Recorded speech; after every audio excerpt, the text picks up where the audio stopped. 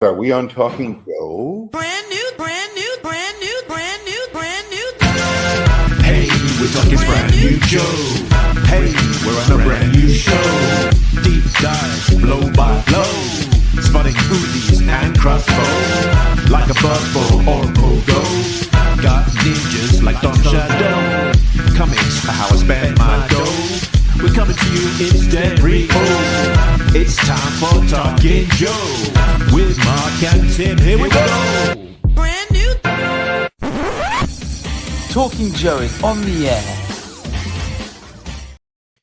Hey, it's me, Mark, and welcome to the G.I. Joe Comics podcast. It is Talking Joe. Today, we are talking G.I. Joe issue 5 from Skybound, released this week, just gone, Wednesday, March 19th, 2025. Now, I will not be talking about this issue on my own. I will be joined by my regular co-host. It's a real American Tim. It's Tim Finn. Hello, Mark, and hello, listeners. And since we're live streaming this episode, hello, viewers. If you are listening to this episode later, good news. Mark has edited out all the ums, and the episode is 4% faster. It's more than that. Maybe the word is shorter. Indeed. If you are watching this live, you can certainly join in, like all of the cool kids, such as Shane Simic, friend of the show, Yo Talking Joe, and Wreckship85, who is joining us as a recent addition, first-time commenter.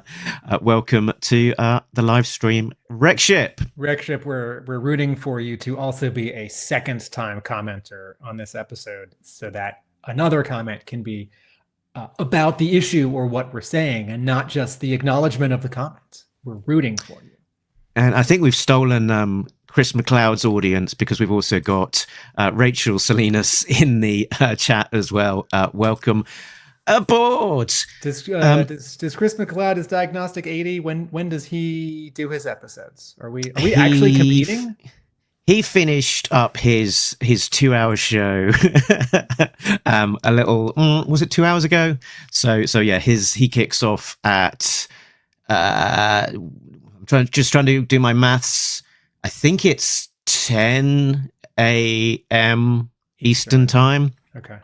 So there we go. So where should we start today? Let's start with some news from the comics. I'm just trying to figure out what I'm going to show on screen. So the first thing up is this one. So we've had some more reprint covers from Jason Howard announced. I think it's this lovely thing that Jason Howard is doing second printings for literally every single copy of a comic released through the Energon universe. So it's that's fantastic. I wonder, you know how certain variant cover themes have moved from one company to the next, like Negative Space, or in the case of G.I. Joe, it's called Camouflage, or I wonder, or like other publishers doing the Days of Future Past John Byrne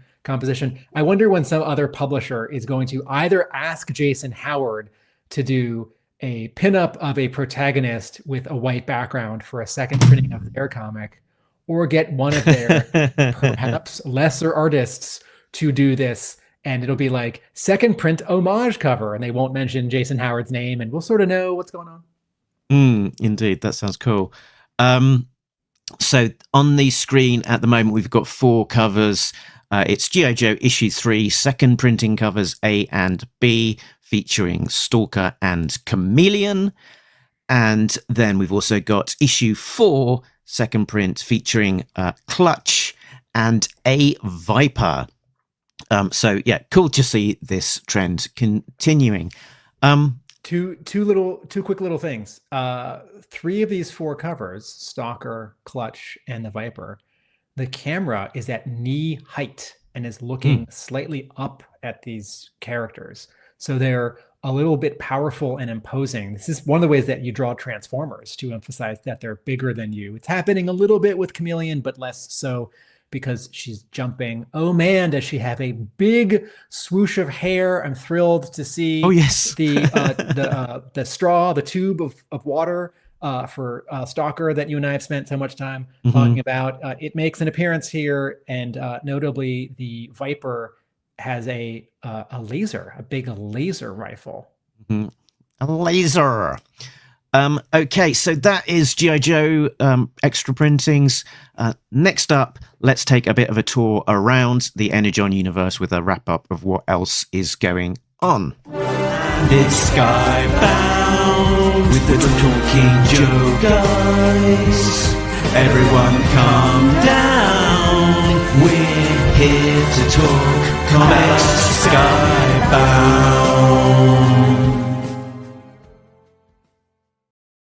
You know, Mark, I've done Adele's Skyfall at karaoke. So every time you play that promo, the short version or the long version, just takes me back.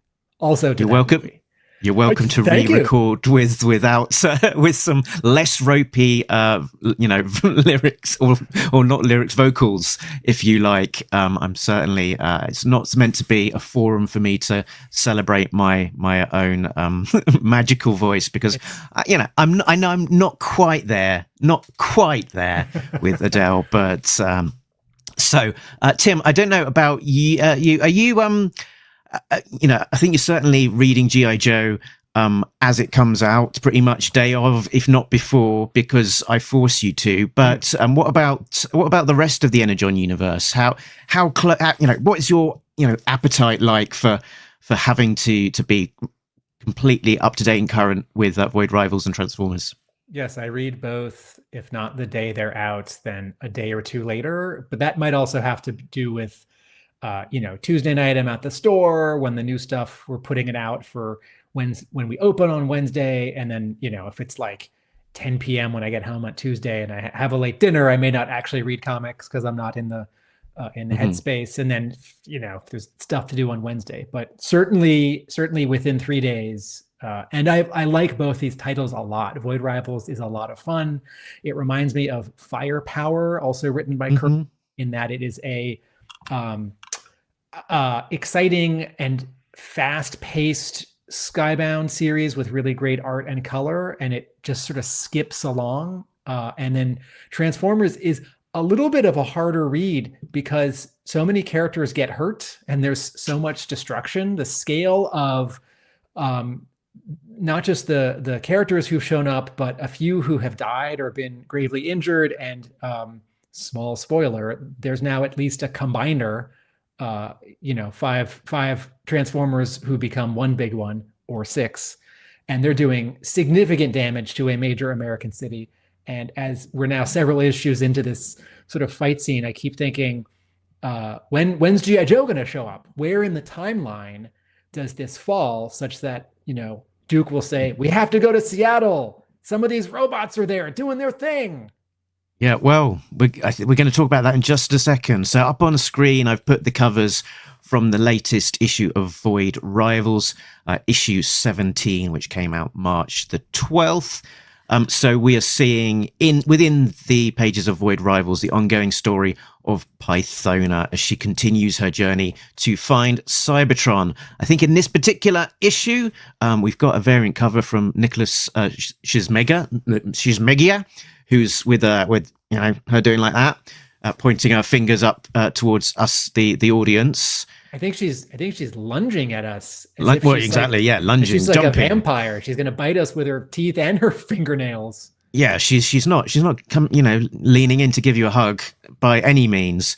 So Pythona's journey and her story is continuing, but this particular issue is very much sort of the main storyline thrust, focusing on the female character Celia as she is discovering the secrets of the sacred ring.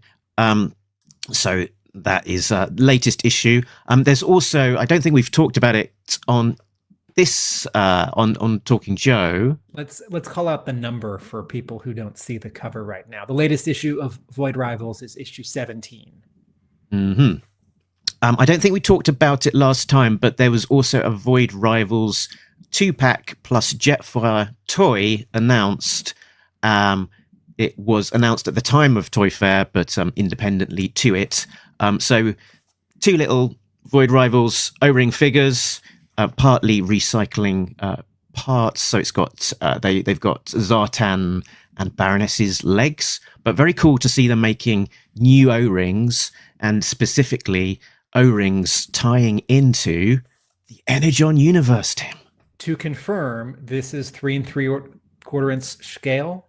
That's right, yes. And I should know this as a Transformers fan, but is this a Jetfire toy that has been previously released? Yes, I believe so. It was a previous Jetfire that I think might have a brand new head, but it is basically recycling a previous version of which is not a criticism, because the production runs of Transformers and many toys these days are so much smaller than they were 20 years ago or when we were kids, so that oftentimes if you don't get the toy on pre-order or right as it comes out, it's not on shelves a month or two later.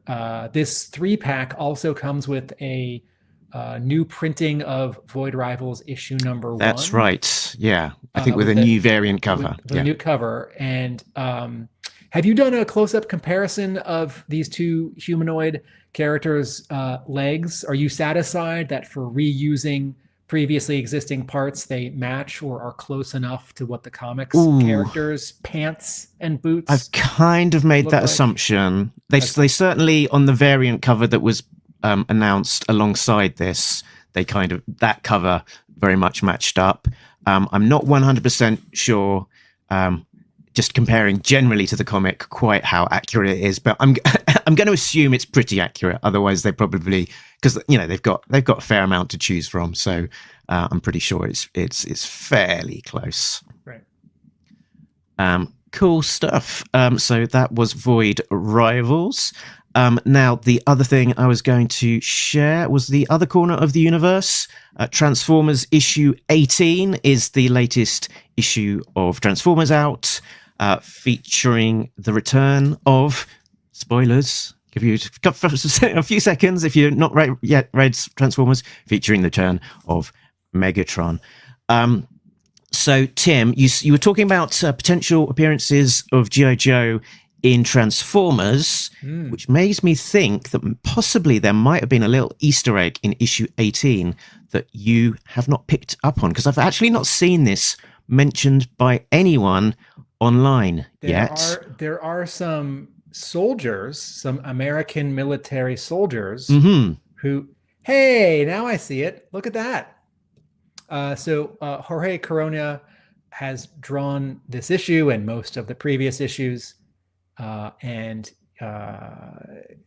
the scene where these fully geared up, I want to say army soldiers, along with 2 helicopters, attack one of the sort of places where some Transformers are during this Battle of Seattle. Ultra Magnus is knocked unconscious, as is Carly, who is Spike's girlfriend. And I'm now noticing that in a final panel on a page, we're looking at a close-up of a shoulder of one of these soldiers, and his arm patch has the star with 3-stripe logo of G.I. Joe. And none of these characters, they all have helmets and masks. So none of them are immediately, and they're all wearing the same sort of army uniform. None of them refers to anyone by a last name or a nickname. No one has a visible last name, name tag on their chest. So this is, yes, very good, Mark. That is a actual Easter egg. And if you're following the Transformers story, now we're worried about Ultra Magnus because he has been captured by the humans. And also, so has Carly, and maybe she's hurt. Oh no, one of the soldiers says, no, she's not hurt. She's just knocked out. So that's Transformers. That's Transformers 18. Very good, Mark. I was just thinking there's an alternate possibility that maybe it's not a G.I. Joe kind of trooper there or affiliated. Maybe they've just let's do a close up for me here. Maybe they've just got one of these from their Kickstarter extras. They ordered the compendium and they've just added on the G.I. Joe stripe onto their jacket. Maybe not. This does ask the question. They're not Sector 7, Greg. I think that's a distinctive logo. For fans that don't know that reference, that's from the Michael Bay live action Transformers movies. Is that the sort of government agency conspiracy that was tracking the Transformers? Yeah, that's the government agency that could definitely have been G.I. Joe if they just thought a little bit harder about it. But, so this does ask the question of where does this issue take place in the timeline compared to the 25 G.I. Joe comics that have been published so far, and also who is this individual and who are the other individuals? Are there at some point in the G.I. Joe timeline that maybe we haven't seen yet, G.I. Joe team members who all wear the same costume, green shirts, generic Joes, although that term doesn't quite do this justice, how capable and cool looking these guys are. Because it's definitely not a team of, 9 people who all show up with different shirts and pants and weapons and hairstyles. Maybe this is Wolf Spider, and we've just not been introduced to him properly yet. It feels like the Transformers timeline is relatively smushed together. It's quite just seems to be just lots of things happening at a pace over a number of issues rather than it being a dragged out piece of time. And we've sort of got the touch point with G.I. Joe issue 1 in terms of the MacGuffin for issue 1 was a slice of Cybertron falling from the sky into the ocean, wasn't it? And that was as a result of the events of Transformers. I can't remember the issue off the top of my head, but was it, 10, something like that? And so you'd think that it would be sort of running parallel-ish to G.I. Joe in terms of time. We've got a G.I. Joe, a Transformers trivia question for you, Tim, from Rachel. Has a member of a combiner ever been killed off? That's an interesting question because, combiners combine. What if you're missing one? The answer is yes. This happened about 10 years into IDW's run. I think it's in Mairead Scott's Till All R1. Which was the third monthly that was running after More Than Meets the Eye and Robots in Disguise had been running. Oh, maybe it's in John Barber's Robots in Disguise around like 2014. But is it one of the Combaticons? I think one of the Combaticons is killed, and Prowl is sort of forcibly turned into the missing component, and they merge into Bruticus, and Prowl's a part of it, and he's very upset. Or this is Constructicons, but the sort of chest, shoulders, and head is Prowl, and he's very upset. And one of the amazing things that whole continuity did at IDW was explore many facets of Transformers, and I'm not going to say any more because I don't want to spend the next 6 minutes of this episode talking about how great IDW's Transformers comics were. But if you are a Transformers fan, many, many amazing stories told at IDW between, roughly 2005 and 2018. Okay, back to G.I. Joe. One last thing. One last thing. In 2 previous issues of Transformers, Starscream is half Starscream from the waist up and a Cobra Hiss tank from the waist down. I forgot to talk about that. Technically, he still is in this month's issue 18. But he doesn't really drive around as much as he flies around on Astrotrain in space shuttle mode, and so you don't really see Starscream as half of a G.I. Joe vehicle in this issue, although technically he still is. But he has not been surgically severed from it. He has not been given his legs back, but he's also not been saying, "Hey, look at me, I can drive." Yeah, he's still half hiss, half plane, I guess, or robot, whatever you call them. And just to give a shout out and a big thanks, Infinite Entertainment with a super chat. Hello, lads. I can't catch the show live, but I was able to finish the Marvel run. It's easily one of the greatest runs of all time. Correct. Unrelated question. There's a ninja-sized hole in the EU. How would you introduce Snake Eyes? That's a big interesting question. Let's I'm gonna let my return to it at the end, maybe. Yes, I'm gonna let my brain work on that on the back burner, because if I have to come up with an idea right now, it won't be very good. And while I'm talking, Mark will come up with a better idea. Well, so continuing the thing about Energon Universe. Next up in the Energon Universe, April 9th is Transformers 19, continuing that story with Megatron's return. Void Rivals is April the 30th. And there's also a little title called G.I. Joe, which finishes up its first arc with issue 6 on sale 16th of April. Don't forget. More on that in a bit. Don't forget on Saturday, May 3rd, Free Comic Book Day, with an Energon Universe Free Comic Book Day comic with a G.I. Joe on the cover. Yep.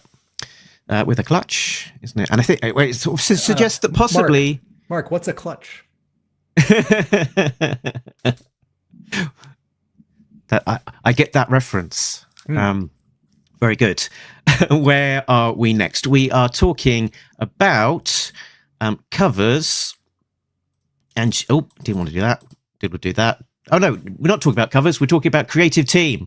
And I also gave you a hint at some of the other stuff I'm going to talk about in a bit. Creative team for this issue is the normal bunch. It is writer Joshua Williamson, artist Tom Reilly, colorist Jordie Bellaire, and letterer Russ Wooton.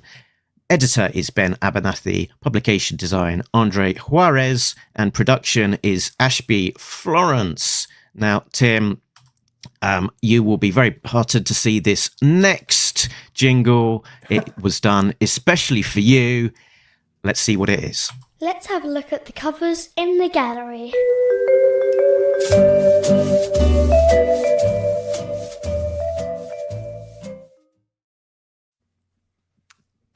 Okay. It's a new gallery jingle, everyone. Well, the jingle's the same. The images are different. That was great. That was great, Mark. Thank you. Cover A is drawn and colored by Tom Reilly. It's monochromatic. There is no background. There's the hint of a background. There may be a little bit of wall or hallway around behind Destro, but we're seeing Destro taking up 4/5 of the cover. The top is open for the logo. The background is just about all black. Destro's got a lot of black on his face where he's metallic. Of course, his tunic or his battle uniform shirt is mostly black. And he's holding a little Star Wars handheld hologram communicator that is showing the 5 Joes who are prisoner in this issue, all with their arms bound behind them, down on their knees in a circle. And it's not an intricately carved watermelon sculpture then. No, definitely the Star Wars thing. Because it is casting light. So all of Destro, where his hands, his gauntlets, his head, his collar would be metallic silver, his chest, which would be Caucasian. Everything is red or a version of red, sort of a light red. I hesitate to say pink because pink is a little different than light red, but maybe not. So anyway, if you squint, this cover is just black and red with a little bit of light red, and then just a tiny bit of white here and there with some metallic highlights, and then Destro's green eyes. He is smirking and looking down, and he's underlit by this Star Wars handheld communicator or transmitter. The logo is in that light red, that pink, and this is a Rachel Salinas says, not watermelon, it's an ice sculpture, as long as it's not a butter sculpture. That says there's a mean joke for Talking Joe fans. Wow, from way back. That's a deep cut. So this is both a story cover, because this is a story moment from this, not literally this issue, but roughly within this issue, where Destro is surveying the prisoners. But it also acts like just a cool, pin-up cover where, Batman is just on a rooftop kneeling on a gargoyle looking cool with a night sky behind him, right? And in this case, Destro's just standing there being powerful and intimidating. Yeah, it does sort of echo, as you say, this point in the interior of the book where he is kind of arms crossed, looking down at the prisoners bound. But yeah, very very different kind of actual story beat. He doesn't have the hologram or anything else. He hasn't just opened a Pokemon case to reveal that some miniature Joes rather than a Charizard, as Greg thinks might have happened. That's if that's a Pokemon reference, I barely understand. But one thing about Pokemon references, Tim, is you've got to catch them all.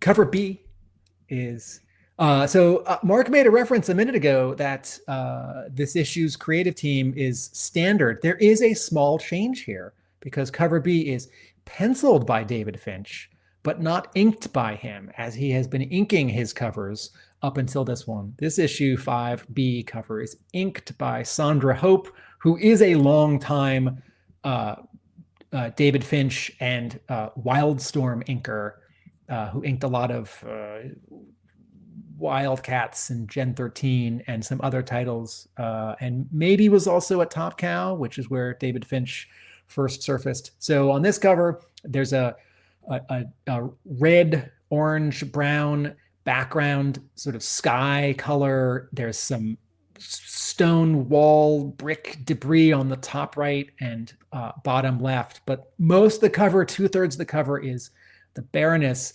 lunging and punching with her left hand Destro, who's in the bottom right of the corner, having been punched. There are two big metallic highlights glinting on the top of his head, and the punch is so hard that he's spitting blood.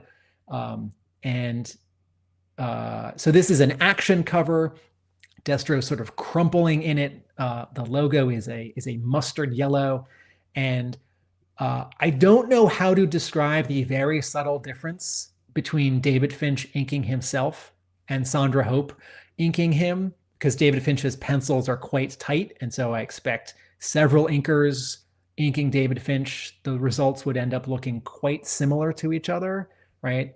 But when I first looked at this cover, I was looking at sort of some of the detail on the sort of wrist brace that the gauntlet that Baroness has on the top left of the cover, and just some of the lines on Destro's face, and I thought, sort of abstractly, this looks a little different for Finch, and so I think I was vaguely noting that perhaps this cover was drawn a little differently, or in this case by a different person.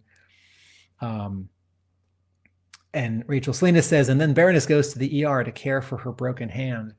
I do Tim, appreciate... funny enough, you were talking about sort of Sandra Hope being the addition to the team. She actually posted to YouTube a very thoughtful video sort of talking about her inking process for this particular cover, and talking about what, and some of the thought process around how you would go about inking this particular piece, and more generally, and the kind of extra kind of touches that she's considering as she's sort of going through that, and talking about the textures of some of the rubble, for example, and how she'll sort of just be considering some of the detail of like the Baroness's hair and how she might sort of just not necessarily completely just trace over the pencil, but how to just sort of just augment and finish that as well. Yeah, so this YouTube video is called "Turning 2D Art into 3D: Inking with Drama." If you listeners want to search for that, I think about inking sometimes because if someone with a pencil draws a curved line, like part of a circle, and they hand it to you and they say, "Ink this," if you draw precisely on that line with a pen, with a different pen, with a brush, you will get 3 different looks. If you are being just a little loose and you draw slightly outside the line, if you draw slightly inside the line, if you decide to make the beginning of your line a little thicker and then go thin, or vice versa, you suddenly have 7 different variations of that one line, which I've just described as like a quarter of a circle. And now you imagine a drawing filled with detail. Some of the detail may be very tight, some of it may be a little loose, some of it may be very loose. And you get the fun of collaborating between pencilers and inkers, and having inkers who enhance or sort of just change pencil art. Cover C is, remind me who this is. This is Ryan Sook. Cover C is Ryan Sook. This is the Baroness. She is cleaning a weapon in an indoor shooting range, a G.I. Joe shooting range, because each of the, what do you call it? Sort of the barriers between spaces where you fire and the next person fires has that star and 3 stripe logo on it. In the distant background, there are some paper targets with, silhouettes of head and shoulders with white concentric circles on them. In the ceiling, there's a whole grid of fluorescent lights. Baroness is looking tough and in shape, wearing just a tank top, but she's definitely been going to the gym because she has a lot of definition and a little bit of mass to her muscles. This is not a like skinny J. Scott Campbell waist narrower than her neck babe. And then in the immediate foreground, all the way down on the cover, are some like fluids and little bottles and bits that you would use to clean a gun. Baroness is looking down as she does this. She's not looking at us. She is wearing a version of her glasses, I guess, sort of standard eye protection. Mark, this just occurred to me. What was the variant cover at IDW around issue, was it 280? I think it was a 1 in 10 variant, which had Scarlet and Snake Eyes at a shooting range, and she's saying something to him because she's about to use, or she's just used her crossbow, and it's a punchline like, "Now it's my turn," or something. And I want to say this was drawn by, was it Andrew Griffith? It was one of the people that we spoke to. It was the person that did the Dawn and Helix special. Why don't I talk about covers D and E, and maybe you can find that and put that on screen. Oh, cool. I've also got the pencil up. Cool. Here's the ink art. And what was that last comment? What did Shane say? Oh, Shane said it looked like Ryan Sook has been to a range before, very accurate looking, or at least doing his due diligence and research. Cover D is drawn and colored by Carl Kerschel, whose work I love. I am a little upset that Gotham Academy was not a bigger hit for DC, although I was happy that there's a big soft cover with all 3 story arcs. Also, there was that Lumberjanes crossover. Carl Kerschel's art is really appealing. It's this cover sort of finally made it click for me, and I don't know why this didn't occur to me until now. But if you wanted to find an artist who was sort of the most like Tom Reilly, without finding an artist who was trying to ape Tom Reilly to draw issues of G.I. Joe after Tom Reilly, Carl Kerschel would certainly fall into that category. Now, Kerschel was drawing comics 10, 15 years before Reilly. He's done work for DC. And so this cover is all the Joes in a battle scene. They're on the left and they're rushing to the right. Duke is punching a Cobra. Baroness is firing. Two of the Joes are in the Vamp. And there's a lot of green to this cover between the vehicle, even the sky, which is a light green, sort of background smoke, sort of feels like a mountain range, but I think it's just actually ground and smoke. And this cover will connect with a Carl Kerschel right half of the battle scene featuring all of Cobra next issue, next month, which then drops all the green and picks up a lot of blue and red. It's really nice color range here, and would make a fun poster if Skybound wanted to sell posters. Kerschel's work feels, I don't love this term because it's, I think it means a lot of people, a lot of things to a lot of different people, but Kerschel's work is a little animated. There's a little bit of cartooniness of like traditional sort of animation cartooning and also flat color styling in how he draws and colors his covers. He's also done some really nice covers for DC of Silver Age reprints for their giant hardcover omnibuses. And maybe he did the Batman Brave and the Bold one for the 80s, or the Swamp Thing one for the 80s. Anyway, Kerschel's work is really appealing and warm. And I would love to see him do some G.I. Joe interiors. Mm-hmm. He's done a couple of other covers so far, and they were, really strong ones. There was a Dreadnought one that he did for Cobra Commander, and I think he did a Scarlet. Major Blood. Scarlet. And probably a Scarlet one. I can't visualize that off the top of my head. It's funny, like Scarlet 2A and 3B are almost the same cover, like Scarlet and Storm Shadow and a white background, and I keep getting them mixed up. Okay. I found the other image that you were after. Excellent. So there we go. This is from Casey Maloney. This is the solicit image version of this particular cover. It's that, weapons range piece. On the printed version, it says, okay, my turn. He still needs a nose. As in, she's going to be shooting her arrow down the range to plonk it in the middle of Cobra Commander's face to give him a nose. Having already put 2 throwing stars in his eyes, or following on from Snake Eyes, who has put through 2 throwing stars in his eyes. And just to be accurate, this is issue 281, and this was a variant cover.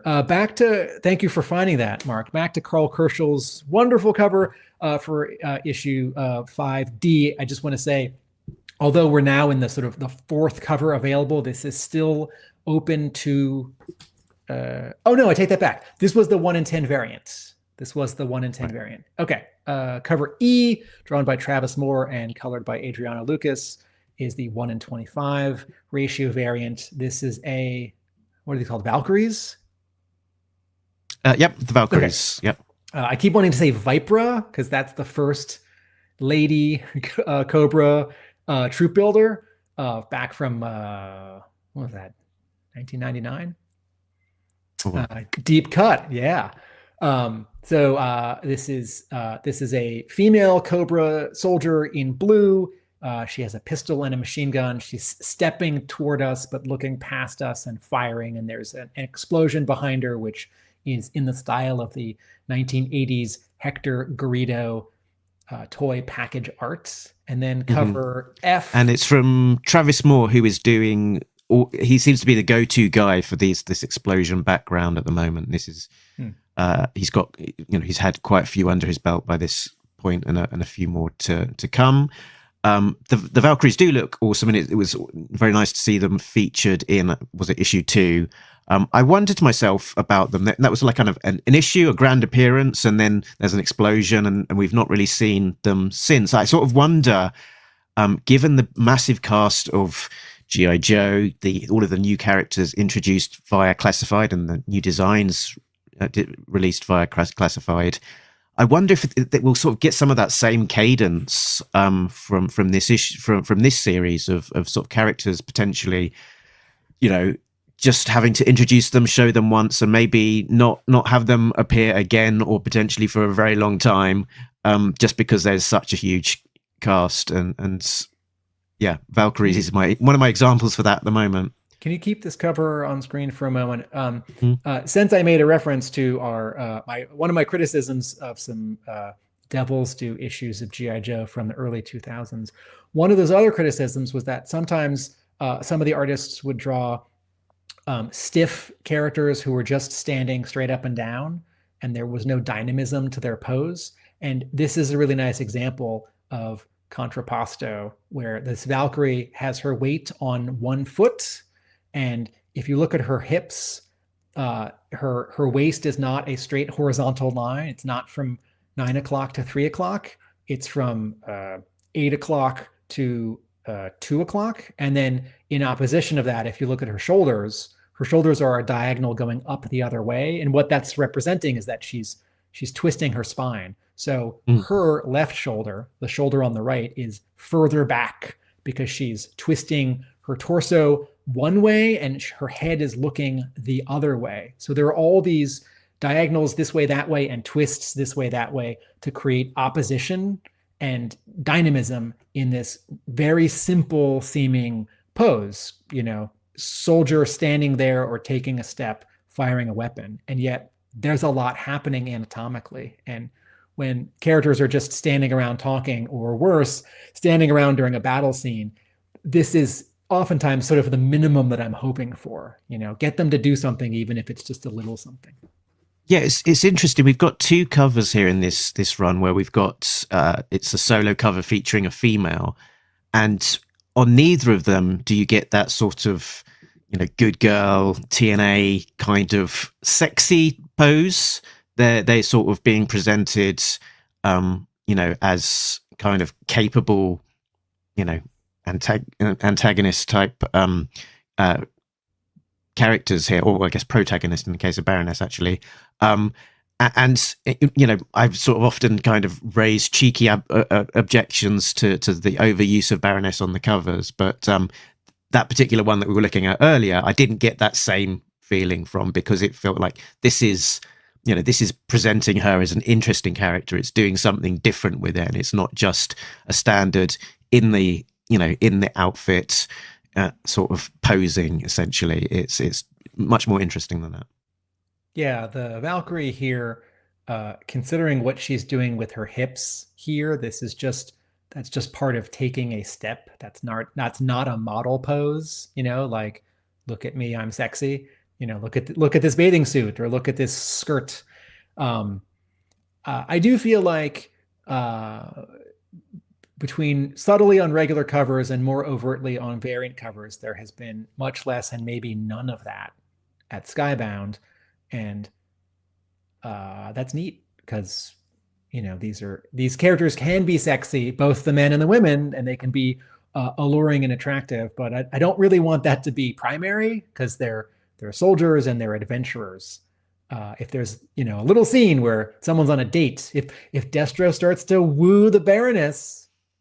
Okay, cover F is the 1:50 ratio variant. This is drawn by E.J. Su, who has been doing this series for this series and drew some great Transformers comics early and middle, and a little bit later at IDW, and is very much a technical artist. So here's the vamp drawn at an isometric angle, colored in, superimposed over its blueprints in the style of the original toys. The blueprints are inverted, so it's white lines on blue, and we see the vamp in the blueprints of the background from above, front, and side. And then there's some rectangles on the bottom right, where if this was a blueprint or a toy design internally at Hasbro, there would be space for part number, part name, illustrator's name. And E.J. Su's signature is down there, though all the other rectangles are blank. Fun cover. Because, as I've said previously, it makes primary the vehicle, which is half of G.I. Joe. Half of G.I. Joe is the vehicles, even if we often start with the characters, what they're doing, and even if you sort of look over these 5 issues so far, and it feels like the vehicles are not fully half of it. Okay, and this issue, we have only got one retailer exclusive cover. This is another one from Tyler Kirkham, who's been a regular retailer variant favourite. This is a Cobra Commander from 616 Comics, and he is calling this a war-torn theme. So he's splitting Cobra Commander down the middle in his energon universe look, with that sort of red flourish from that sort of Napoleonic era type sort of tunic that he's wearing. So yeah, one half is all nice and new, a shiny chrome plating on his mask, and on the right hand side it is post-war with battle damage, particularly on that helmet and the split faceplate. We can see an eye sort of peeking out from behind it. There's a blue sky on the left and a smoke filled sky, red sky on the right. Mark, what's that sword, dagger, Nemesis Enforcer's arm spike on the top right? I think that's the sword. On his design, he's got a sword, I think, sort of dangling from his waist. And actually, I think we see that on the cover to issue 6. So, yeah, Cobra Commander, one of Cobra Commander's weapons of choice seems to be this sword. What was I going to get to? I was going to get to, before we move to the next segment. Wait, we did have Matthew Matson said that's a great retailer exclusive cover. All right, so we've got a vote for Tyler Kirkham. All right, Mark, what's this deal? We had Sam Myers with a super chat. Hello, gentlemen. For my fellow grammar guardsman, Professor Flynn, did you see the error in Joe issue 2? Cobra Commander shouts for cavalry, not cavalry. Cavalry, not cavalry. Calvary, not cavalry. I think we missed that one. I don't remember us picking up on that one.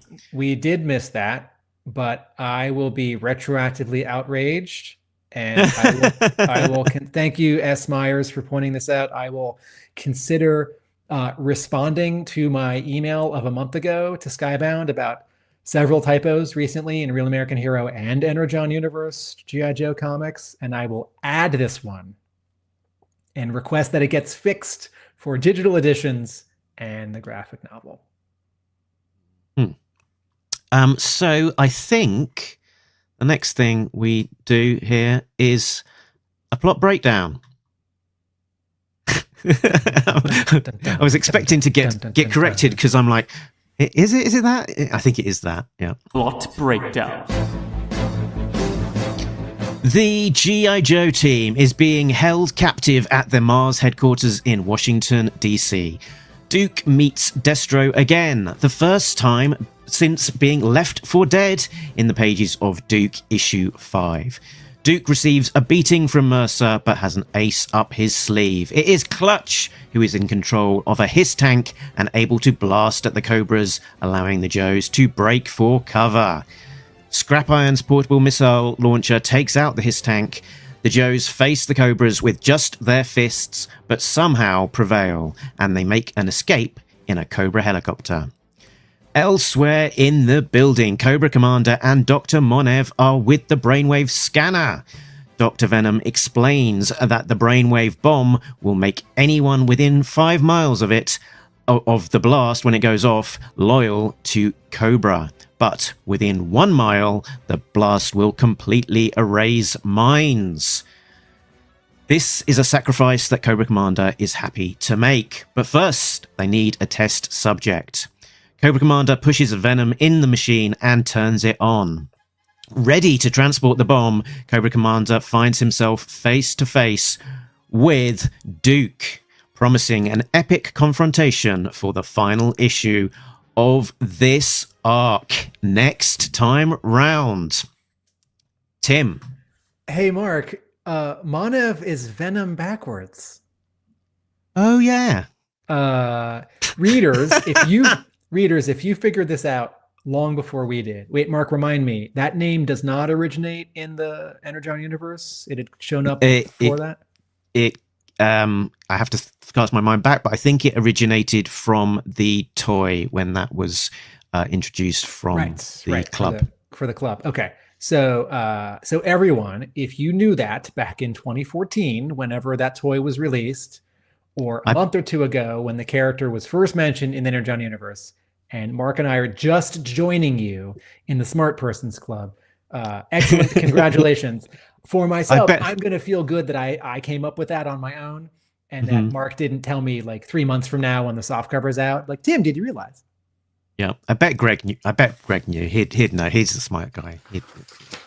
Let us know one way or another if you're in the chat, Greg. Let us know if you knew that, or much smarter than us. Are you about to ask me what my overall reaction to this issue was, Mark? Yes. What was your fight? Rachel points out that he's been Archibald Monev for a while now. I think he might have also featured in the Renegades cartoon. Am I remembering that right? What is Archibald spelled backwards? I was really struck by how much action this issue had, and particularly pages 12 and 13, where artist Tom Reilly is breaking these pages into 11 panels into a 12-panel grid, so that we're really zooming in on moment by moment of bad guys firing, Joe gets in, Joe hits, or Joe gets in, Joe hits and grabs a weapon, Joe uses the weapon. With each panel, you all know I like sound effects, and now I will read them. Now I will perform them all. Bang, bang. Spit, crack, slash, thunk, stab. Whoosh, pow. Next page. Beep, thump, tick, kick, boom, crack. Huff, huff, huff. That's in a word balloon. And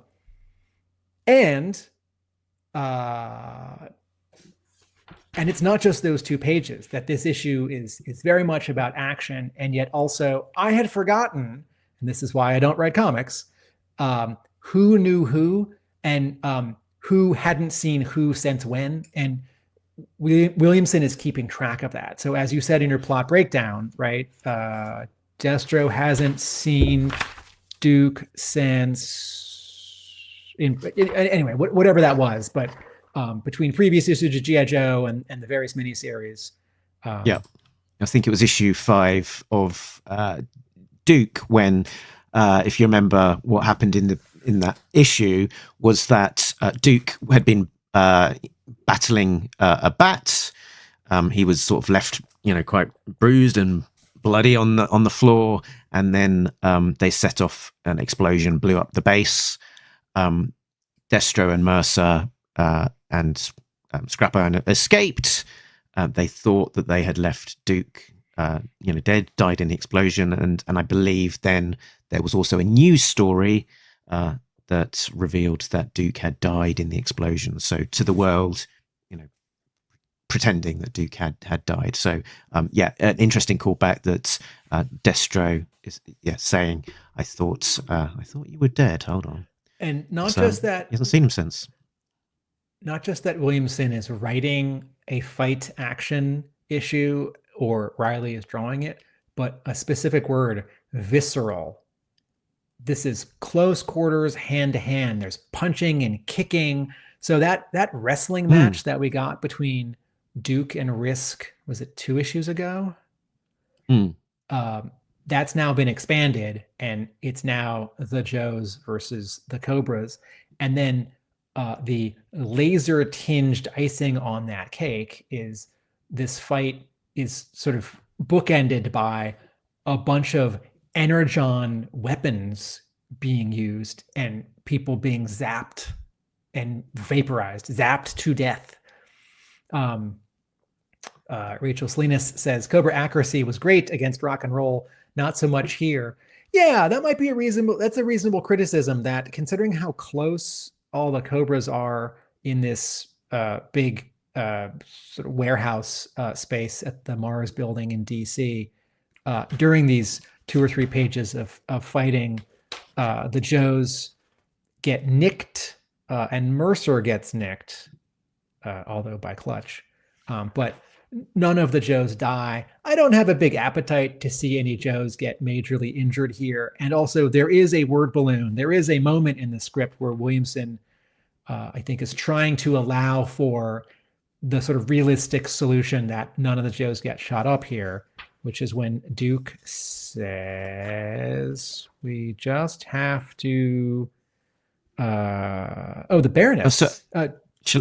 Shall I tee it up? They're pinned down after being rescued by Clutch. Yes. They say we're pinned down. This stalker, we're pinned down. The door is the only exit. There's got to be another way. But how? We don't have any weapons. We still have our hands, says Risk, who, as we know, is very capable cage fighter, etc. And Duke says, finally, we agree on something, Risk. Cobras are all, lined up, weapons, bearing down on where the Dukes are, where the Joes are, shoot to kill, and we just need to make it across the room. Our best chance is to take the weapons off the Cobras as soon as we engage the first wave. That's a suicide mission. And then it's this. They go for it. They sort of run at the Cobras with a stouty, hardy Yo Joe as they go along. So, what do you think of this moment? The Joes unarmed against the Cobras, weapons drawn. I like it. I don't think it's realistic, even with that bit of scripting on the previous page, to account for, we just have to make it 6 feet, knock out the first wave of people, and grab their weapons. I think you'd need one more thing for this to really work. But objection sustained, I'll allow it.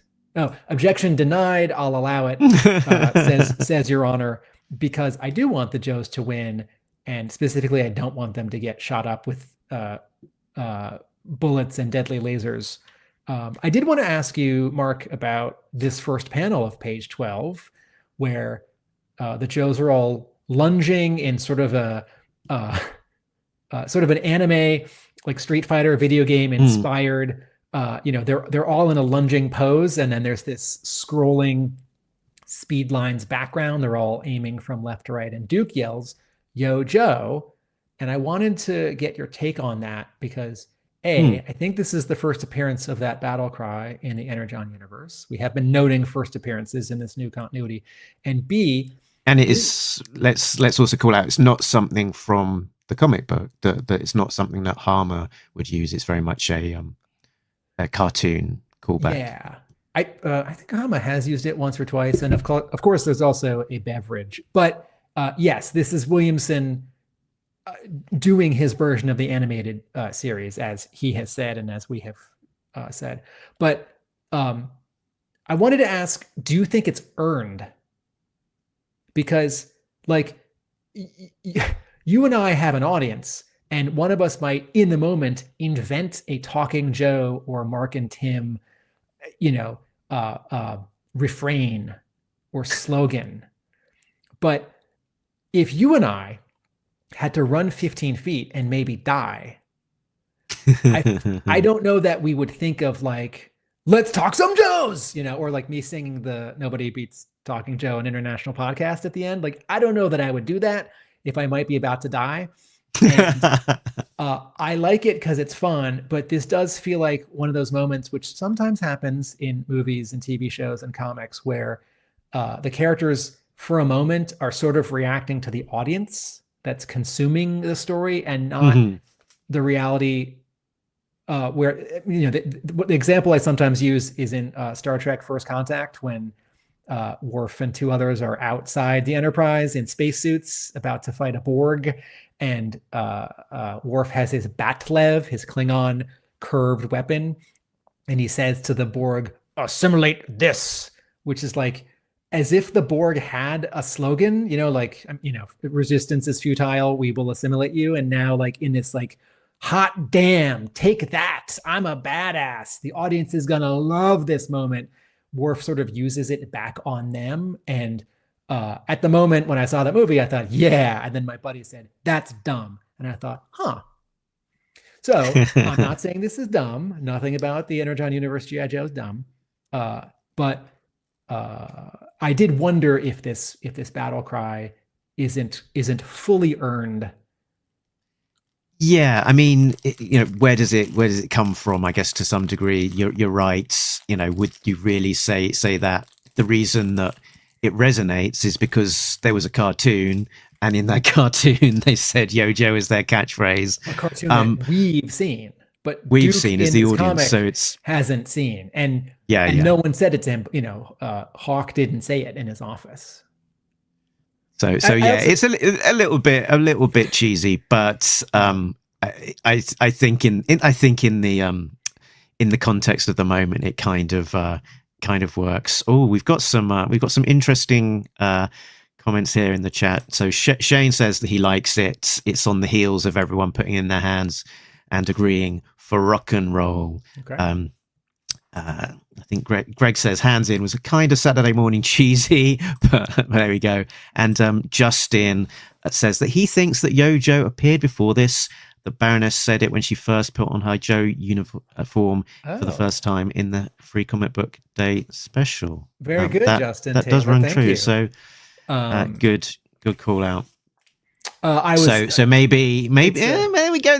With that context of paying attention, it's like first time maybe Baroness is saying it slightly sarcastically. She's got her new uniform. She's like, "Yo Joe, I guess." And here we go. It's now. They're a team, and it's a bit more earnest. It's a bit more earned. Pulling together. They're all in it together. Hands in, Yo Joe. This time, maybe on my digital copy, I'll open it up in Photoshop and white out the 5 letters, and I'll change it to Avengers Assemble. Scotty Cameron says, "I do like how Yo is in red and Joe is in blue. That's a nice lettering touch." From Russ Wooton, and also Joe is bigger, and also the letters are not on a straight line. Like the J is a little higher than the E, is a little lower, so they're a little. I think the technical word is jangly. While we're talking about zoomed in aspects of the art or lettering, I wanted to call out something that Tom Reilly does a few times in this issue, on this very page and the next page. And also the previous page, that I really like. It first happens on the previous page. So that's page 11 in panel 1 and in panel 3. So page 11, panel 1, that's the one that Mark read, the dialogue where the Joes are starting to figure out what they're going to do. They're going to rush them. So in the foreground on the right side, there's some Joes behind this blown up hiss tank. And they're all knocked out in sort of a dark beige. And then on the left side of the panel, Destro, Mercer, and some Cobras are coming in from a doorway, and they're all sort of knocked out in orange. And Reilly, you maybe can't even see it if you are watching the visual on this live stream, but Reilly applies a white zipatone, a white mechanical tone, a screen of uniform dots over that left third of the panel, so that all the blacks in that panel in effect become sort of a gray. And then he does it again 2 panels later when Destro says shoot to kill. And then when you turn the page, and it's this 2-page spread of these 11 and 12 small panels of punching and kicking and stabbing with all the sound effects, every third panel is monochrome, right? Where Jordie Bellaire colors it in a washed out light orange. Underneath, Reilly knocking back all this black ink with these white dots. And this is something that comics artists tend not to do anymore because that stuff's hard to find and it's expensive. And also some artists are drawing digitally. And so either you don't think of it because you're drawing on a piece of glass, or you're not trained with all the traditional tools. Reilly is trained with all the traditional tools and thinks traditionally, and is drawing traditionally, and and it's just a small thing, and I really like it in this ongoing sort of visual dynamic of this comic, where Reilly draws very modern comics, but that owes a lot to old comics, and Jordie Bellaire colors these comics in a very limited but purposeful way. Indeed, and I think we've been sort of skirting around the edges of it a little bit, but sort of it's very much a case where the Joes are definitely, they're sort of really suffering from it. They're beat up. Duke in particular, I mentioned that he was beaten up by a bat and left for dead in the pages of Duke issue 5, and here once again he's sort of really going through the ringers. He's on the floor, he's beaten up and a little bit delirious perhaps. He's sort of laughing at one point, and on the screen I've shared a tweet from Tom Reilly where he says, G.I. Joe issue 5 is out today. This shot from the issue is pretty much how I felt when I was done drawing it. Hope you all enjoy the most action-packed issue yet. And it's true, it is definitely an action-packed issue. And there's Duke lying on the floor in a pool of blood, sort of laughing to himself. His own blood. His own blood. Laughing to himself. You made me bleed my own blood. This is a good segue, because one of my comments on my notes for this issue is that Duke is nuts. Duke is a little crazy. This is Joshua Williamson's Duke is different than Larry Hama's Duke, and different and a particular exaggeration of the animated Duke. The thing that really taking the beats and sort of something, seeming to really embrace that, and sort of just taking. Ironically, taking a lot of sort of seemingly risks, given the other characters, and sort of taking the hits and getting up again. And I've been watching with Thomas at the moment. I've been watching the Invincible cartoon, and sort of just seeing the Joes all beaten up in this issue particularly was sort of very much reminding me of kind of Invincible, where it seems like almost every episode, he's taking the hits, left with a bruised eye and bloody and battered face.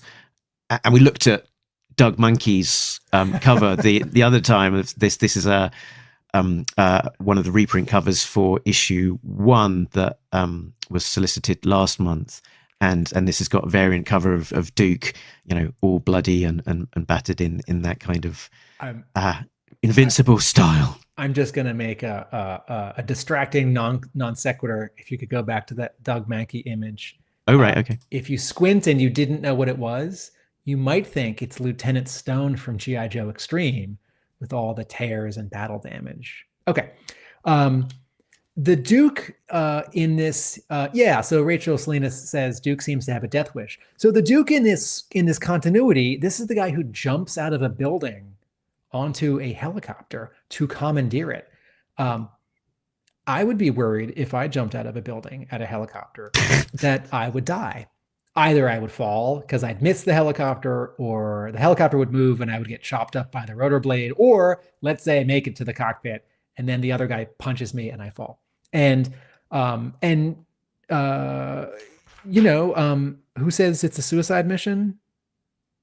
Which one? Stalker says it. Yeah, Stalker's a bit more level-headed, I think, out of the characters, isn't he? Panel 4 of page 11, Stalker says that's a suicide mission. And not only is Duke taking these big risks, but he's not doing it. He's not doing it foolishly. He is taking risks, but they are they're paying off, and he's getting beaten up, and this has happened several times in his miniseries and in this series. And Greg Augustin reminds us that Duke is a man of action after all. And I wanted as spelled out to us in the pages of Duke issue 1, probably page 1. Yes, page 1 or 2.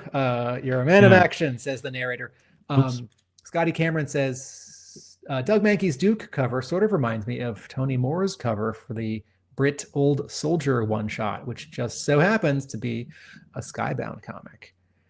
There's a moment where Duke takes his biggest risk of this entire issue, Mark, which I wanted to ask you about, with the reveal of this thing that he knows that Destro doesn't know and how it pays off. So that panel that you just showed that Tom Reilly tweeted, Duke has been beaten up and he's laughing to himself over the course of 3 panels. Ha, ha, ha, ha. You find this humorous? Ha, ha, ha. You just gave yourself away, Chrome Dome. I know something you don't. And then, Mark, I wanted to ask you about this moment, this reveal, this page turn. So yeah, it's Clutch hit it. Watches it. Hold on. Let me do this. We played with this. Accent. Yeah, here we go. What is a clutch? So Mark's going to do the rest of the episode with that filter on. yeah, there we go. Mark's going to do the rest of the episode doing his Sean Connery Destro voice. Yeah, watch is a clutch. So yes, and then we've got a sort of a page reveal and a shock at this, just as much as Destro has with the reveal of Clutch in this hiss tank and here to save the day. And I think I was almost as surprised as Destro was. I wasn't expecting kind of that reveal of Clutch to come in and save the day quite so quickly. Were you surprised by the reveal of Clutch here to save the day?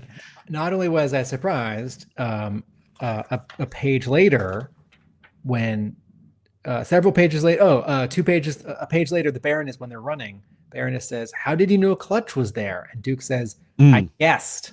And Baroness says, "You guessed?"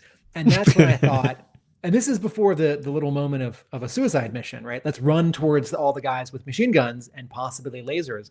And I thought, man, this guy is really reckless. Like, well, when you see an action hero in a movie and they do this kind of thing, and it's not bad writing. It's not like they read the script and they know everything, so they can take these risks, and it's inconsistent and unfair. And it's not the writer insulting my intelligence and letting the character get away with things that they shouldn't. I feel like this is in the spirit of this high risk taker who is so brave and capable that it's going to keep paying off until occasionally it doesn't, and another Joe is injured, or Duke is injured, or Cobra gets something. I mean, I think it's a little bit like, this is not the same thing, but when Peter Parker is doing well for an issue or 20, sooner or later, something's going to go wrong. His identity is going to be revealed. Someone's going to die. Some important villain's going to have some major victory. And I think there'll be a rhythm where Duke can keep having these small victories because he takes a risk. And then I think the brainwave bomb may go off, or Cobra may get away with the brainwave scanner, or Cobra may get away with the brainwave scanner and another hostage or prisoner, despite Clutch, getting out of there. And so Scotty Cameron says, or worst case scenario, a Joe dies, right? So yes, I'm thinking back to, Rock and Roll dying at the end of issue, was it 1? It was still issue 1, wasn't it? It's the that was not Duke's fault. Duke didn't give a sloppy order. Duke wasn't distracted. That was Rock and Roll being too headstrong. And so this kind of thing may happen again. I thought it was a really fun reveal, particularly with the page turn. And what it means in terms of continuity is that so what is a Clutch is on page. All right, so we're talking about page 5, where Duke is laughing, and you get this cool sound effect where the colors of room, the lettering has been there's sort of a drop shadow 2 times, so it's blue with pink and purple behind it, and it looks sort of electronic or sort of 80s. Anyway, what this means is that 2 pages earlier, on pages 2 and 3, the half splash across page 2 to page 3, where Mercer's holding Duke down, and Destro's standing with his arms crossed in front of all these cobras, Clutch is in that hiss right there. Huh. Because I don't think there are any other cobras in any other hisses in the scene. Now you could say, well, there are other hisses and we don't see the full sort of space of the room. There are probably other cobras and other hisses. And the reason why I don't think there are is because no other hiss tanks do anything in this scene. No one calls out, Viper 2 and 3, fire back at that hiss. And so Duke didn't know that that's Clutch. I think Duke's sort of crazy risk is not as specific as, hey, my guy's up there in the tank, he's going to save us. It's Clutch is somewhere right now and can do something. Might just turn out the lights or press a button and another hatch opens in the floor and some of these cobras fall into a pit of mechanical snakes. Yeah. And sort of Greg makes an interesting observation is he says, so is Clutch driving the hiss from the gun turret? Because there's this big vroom, which kind of, makes you think engine. But given what you were just talking about, or about where the hiss is located in the room, just essentially behind Destro there, that it's not necessarily that the hiss is moving. Perhaps it's like a revving or a turning it on, something like that. And so, yeah, he is definitely in like the gun turret sort of aiming, but I'm going to no prize this. Yeah. Go ahead. My no prize would be as well that it would be useful to have some sort of dual control, that you've got your driver down in the, in the main sort of driver's seat. Yeah.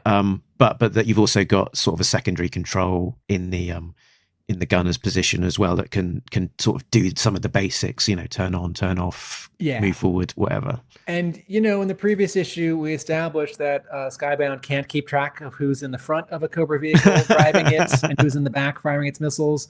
So, I think Clutch is in the back driving it and firing the lasers. I think also, how do you spell Clutch backwards? I think his twin is in the front and might be turning on the ignition. Let's talk about that. Let's talk about these two moments with Destro and ladies who he is involved with or may be involved with.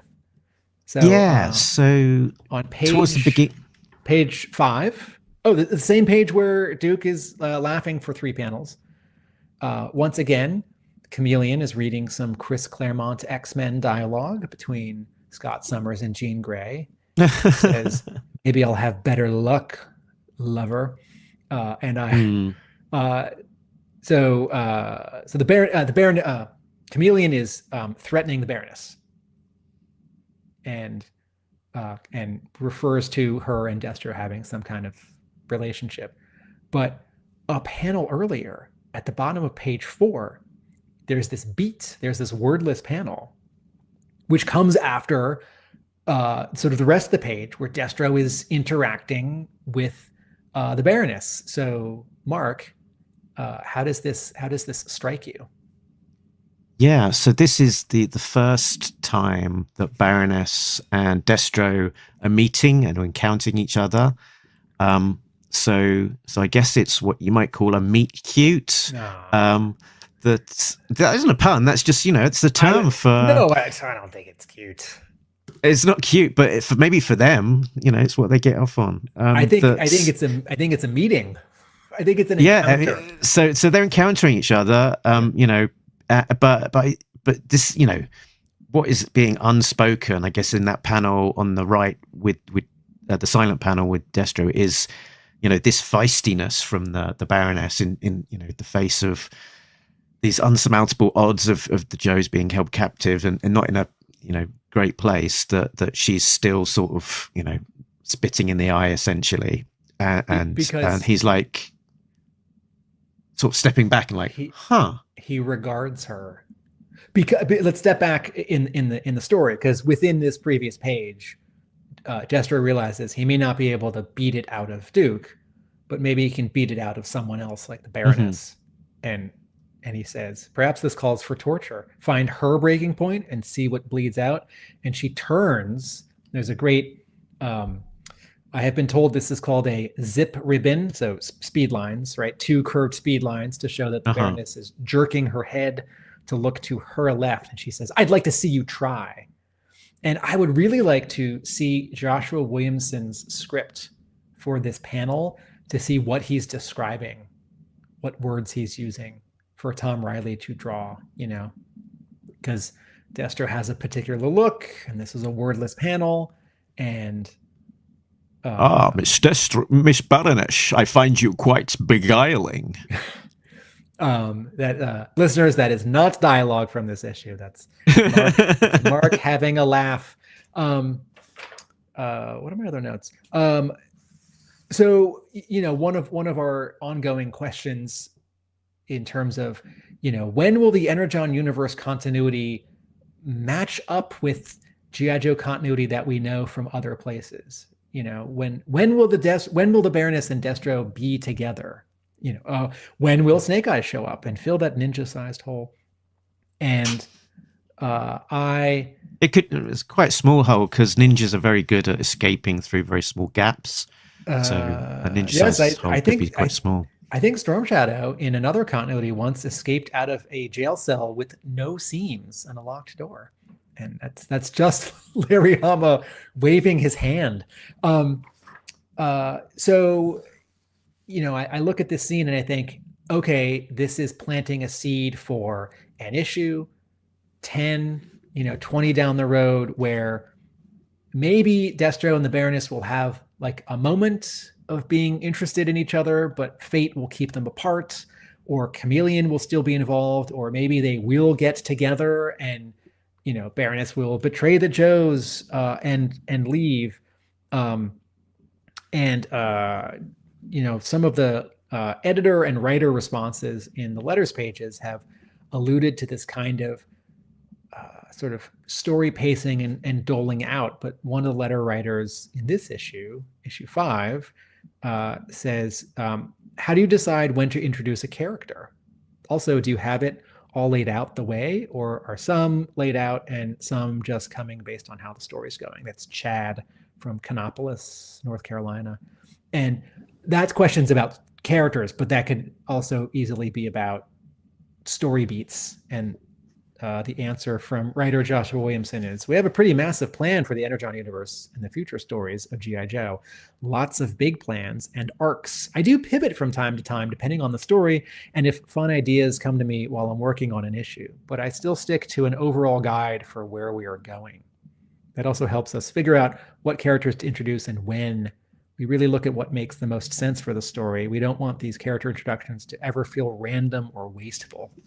And he writes a little bit more in that response. And, I'm aware that, we're reading like the 5th, the 6th, G.I. Joe continuity. There've been shows, there've been movies that redo the movies. There've been comics and new comics. And, there are even some pocket continuities that are like one sole graphic novel or one sole miniseries. I will never get tired of variations on the Destro Baroness dynamic. And so I want 2 things. I want to be surprised. I want something fresh and new, but I also want, even if it's things I've seen before, Destro and Baroness get along. Oof. The dog barking. I'll say that again. I'll say that again for the audio edit. Destro and the Baroness getting along. I want it to be compelling. And this is compelling. This is both things. This is something new and it's compelling. And in this Joshua Williamson Energon universe, plotting kind of pace, it's both fast and it's slow. It's taken this long for them to meet, but so much is said in that one panel, maybe. And then I'm reminded, the next page, the first panel, oh, right, Chameleon's still there. Should we talk about Ripper? Yeah, aka Cringer from He-Man. You're saying, what did we think about this? I thought it was great, actually. I thought we should tell folks what's going on. So on page 7, after this surprise reveal of Clutch in the driver's seat, in the turret of the Hiss, firing and immediately taking out some Cobras and injuring Mercer. This is page 7, panel 4. Ripper jumps down on the ground and clasps his hands over his head with his knees and his elbows on the ground. And he's in the foreground, and he's sort of knocked out in one color, and he yells, "Not again!" And I didn't take that as funny. I thought, oh, the Dreadnoks were thoroughly trashed in the Cobra Commander miniseries, mind games and also physically. And I thought, oh, Ripper's having PTSD, which is not something that G.I. Joe comics have touched on very often. And so, yes, in broad strokes, you can take this as, he's a fraidy cat and it's played for laughs. I thought it was because the violence of the previous 3 panels is visceral. And so I thought, some Cobras in this scene can be brave. Mercer's brave for getting in the way of Destro and taking a hit for him, right? And Destro's brave or stupid for just standing there and demanding that they return fire. And Ripper's just overwhelmed. And I thought, is there some seed being planted here of him not wanting to be with Cobra because Cobra Commander's crazy and the levels are too high and the stakes are too high, and he will leave Cobra and go back to the Bayou, and this panel is sort of part of that story. Yeah, isn't necessarily where you'd immediately expect the story to go, and also pointing that characters don't have to be just one thing, because obviously he was portrayed one way, sort of attacking the Joes, just the issue previously, and sort of a little bit gleeful in that, but then sort of when there's lasers shooting all around him, that he can certainly behave in another way completely again. Should we talk about another first, Cobra Commander versus Duke appearing together for the first time in this issue? I think, we can go out of order. What a last page. There's a lot going on here. So Cobra Commander has just done something terrible. He's kicked Dr. Monev into the brainwave scanner to possibly be vegetated by it. And he's going to continue with his plan to, vaporize a 5-mile radius mentally in DC. And then he's stopped, right? Oh, and Cobra Commander is doubly cold and vicious, because not only has he just heartlessly betrayed Dr. Monev, and a page earlier, Dr. Monev is sort of excited. Oh, I can't believe these crazy evil terrorists. You're letting me be an evil, crazy genius with my evil, crazy machine. I didn't think I'd be able to go this far, this fast, right? Kick. And then Destro reports his failure, that the Joes have gotten away. And then Cobra Commander has this 3-word balloon progression. Fine, I will handle the transport myself. We will continue this conversation at headquarters, right? Like, oh no, I'm a little worried about Destro now, that Cobra Commander is going to yell or punish him or push a button, and Destro in the next issue will fall into a trap door with some robot snakes. And then you get this page turn where Duke has snuck up on Cobra Commander, which is, again, so much is going on here. Duke is crazy because the Joes just escaped. And then is it the Baroness who says, wait, where's Duke? Yeah. Yes, she says, where's Duke? And Duke stayed behind because he's maybe headstrong. Crazy is not the right word. Headstrong. And which is not the code name of any G.I. Joe characters, but is the name of a Decepticon Predacon. And I don't mean Beast Wars Predacon. I mean Decepticon Predacon. And, but the sort of cool moments where Duke gets to say something, like I'm stopping you in your tracks, or that's enough of that, or your mind bomb game is over, right? Or assimilate this, right? Or Avengers Assemble, whatever it is. Williamson slightly turns it on his head because I'm expecting Duke to say the cool thing, and Williamson is remembering who knows who and who knows what, and Duke doesn't know who Cobra Commander is. And so the issue ends with this really satisfying page turn that is, it's a twist, right? Because Duke asks a question, who the hell are you?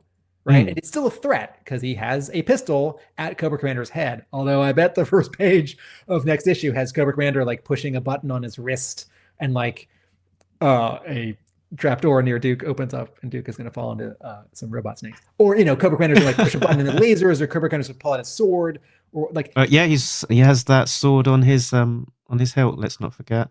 Remind me, what weapon is Duke holding in his other hand? I'm taking this to be a energized baton, like a billy club. Yeah, like a sort of extendable kind of billy club type thing. So I'm assuming that the Viper's probably. I'm guessing. I've not tracked it down, but I'm guessing that there's probably a panel somewhere earlier on in the story where a Viper might be holding something like that. Right. So this page, Tom Reilly draws no background. I don't know if he inks the shadows or if Jordie Bellaire did that herself, but this reminds me a little bit of I was talking about the final page of the last issue in a previous episode where Reilly took a shortcut, but I don't think of it as bad or lazy. I just think of it as smart.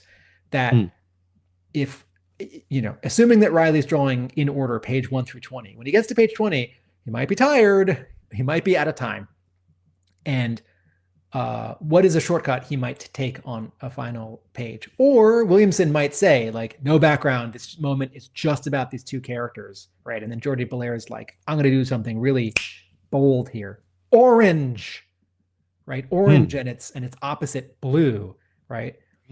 And the orange and the blue are, sort of picking up in Cobra Commander's blue and red, which here is sort of an orange anyway.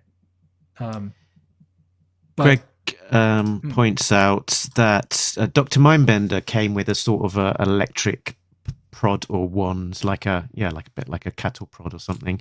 I don't know exactly if it probably said on the packet kind of some hint of what it might be, but it was kind of this prod, and it had a wire coming out of it and into like a slide projector, electric box. I don't think it was a slide projector, but it's not a square. It's like a shoebox ratio. It's rectangular. I always thought that Mindbender used that to clean Serpentor's teeth because he needed an oversized, like, novelty prop sized one. I think this is a very cool last page, and I've got a segue to my next topic. So before I do that, Mark, do you want to say anything about this last page or the scene? Well, I think it's a great last page for the book, and it sort of really lines up for a great confrontation for the final issue of this arc. But the book is very much a kind of two halves. It's the sort of the Scrappy Joes making their escape at the front, and then this Cobra Commander Monev bit at the end, and this because essentially the bigger story is that Cobra Commander is in the center, in the heart of Washington DC. I think important things happen there, and he's about to launch this bomb, which is potentially going to brainwash everyone in a 5-mile radius. And there's this sort of trifling distraction happening on a floor below or something with those G.I. Joes and those other goons that Cobra Commander is quite happy having as a distraction. So the real story, the real threat here is actually Cobra Commander, and by Duke staying behind, he's sort of able to confront that. And and yeah, it's made what it made me think was that in this Skybound universe, in this G.I. Joe, you've got these scrappy Joes, and things don't necessarily always go their way. In fact, of the confrontations, they seem to lose more than they win, or at least suffer with their win. And the normal trope is that you've got like a bomb, you've got a ticking timer. The goodies are going to win, and they're going to prevail at the last second. What I started thinking about was maybe the Joes aren't going to win. Maybe this brainwave bomb is actually going to go off, and maybe even the Joes could all become brainwashed for Cobra, and sort of thinking ahead to issue 7, where we know there's a bit of change of scene. It's going to focus on this other Joe team with Beachhead. Maybe part of the reason for doing that is because all of these Joes are going to lose and they're going to become brainwashed, potentially with the and so let's to make this extra subversive. We're all expecting Baroness to defect to Cobra at some point, and wouldn't the brainwave bomb be a good device for brainwashing her to Cobra and making her come over? What if she's the only one that escapes the bomb? What if they all become Cobras apart from Baroness? There we go. That was a long train of thought. No, that's all great. And I think I had a 25% formed version of that in the back of my head. Like, oh, what if the Joes all get hit by this bomb? And what about Beachhead? Somewhat related. I wonder if the next arc of G.I. Joe with Beachhead and I think Flint and Lady J, as set up by the Free Comic Book Day special last year, the Energon Universe special last year. I wonder if that might jump back in time and have them on some mission that we haven't seen, looking into something else. I don't think the Scarlet Ninja stuff, maybe some Transformer stuff, but I really don't want this bomb to go off because its damage will be so great. But what a high stakes and what a storytelling device that Williamson has provided for himself. Even if sort of a smaller version of the bomb goes off, we're used to in the Real American Hero continuity from Larry Hama, the brainwave scanner hurts 1 or 2 people at a time. Or in the case of Millville, voluntarily a small town. But that took days and weeks. People sort of lined up to go into the trailer and out. And I can't remember maybe if there was more than one trailer. But I imagine that next issue, a good third of it is going to be a really dramatic fight between Cobra Commander and Duke. And I imagine next issue I will be saying when we record, this is really bookending from the beginning of the Duke and Cobra Commander miniseries, which I think they're alluding to right here in the letters page, or I'm extrapolating from something in the letters page, and then the other thing that this page and what you were just saying makes me think is that this arc so far has done a good job of balancing that it's a team, but that maybe an ensemble is maybe an ensemble story can be less satisfying than one of those team members being a little more primary. This isn't a solo book. It's not Duke. It's not G.I. Joe featuring Duke. It's G.I. Joe. But Duke does get to do the most. And like a comparison might be, the live action X-Men movies. The very first live action X-Men movie, it's called X-Men, but Wolverine's the main character. And, who's the secondary character? I guess Rogue. And then, Xavier and then Magneto. And it's like, wait, what about the X-Men? What about Cyclops and Storm? And because, Hugh Jackman is a great performer and everyone loves him and all the comics fans love Wolverine, and like maybe Cyclops is boring. I don't think that's fair, but maybe, you then have this whole franchise that's these X-Men movies, but it's kind of the Wolverine show. And this is a different sort of mixture. This is a different percentage. I feel like this balance is still quite fair, where it's still a G.I. Joe story, but Duke is front and center, and some of that feels really satisfying because Tom Reilly is drawing this arc and drew the Duke arc. Mm-hmm. And I might not feel quite the same way if any other artist, very, very talented artist, were drawing this arc, because just visually, this just looks like the Duke miniseries. And the mystery that he was investigating, it's coming to a head here with all the other stuff from all the other comics. My segue to one of my last bullet point. Though he's still no closer to finding Starscream, to be fair. Oh, that's right. Well, that's gonna right. Well, that might be the first crossover event or something, in October. I think Skybound.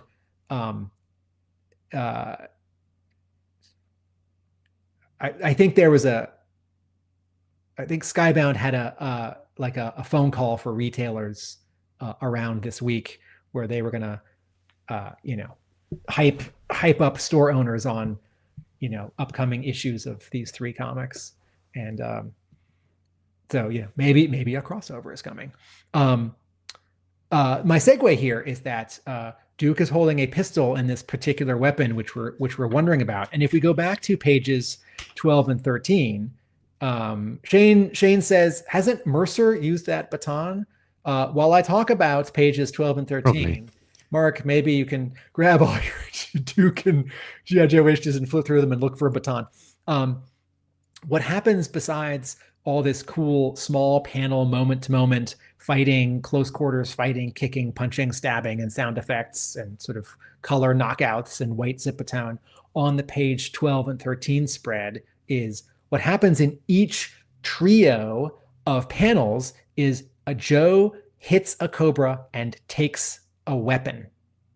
So you don't literally see it in each trio of panels, but by the end of it, like this panel we're looking at right now, Baroness has 2 knives, Duke has a pistol, and notably Stalker has a shotgun. And I don't have either of the Stalker classified toys, but there's a whole panel to Stalker's hand catching a shotgun that he's just gotten, that's fallen out of the hand of a Viper who he has kicked in the face. And then he uses in the next panel that shotgun to dispatch that Viper. And I thought, wait, what's Stalker's iconic weapon? Oh, I think the 82 figure comes with a machine gun. Okay, well, it's Flint who has a sawed-off shotgun. Mm-hmm. Maybe the declassified Stalker comes with a shotgun. Oh, is Tom Reilly or are Williamson and Reilly across these 2 pages of close quarters fighting? Are they doing a little bit of a, like, everyone gets to gear up, but everyone sort of gets their weapon in this sort of chaotic, because did the Baroness have 2 knives on the cover to issue 1? I don't remember. Maybe. Maybe someone He's will a bit tell knifey. us. Maybe someone will tell us in the comments. I said earlier that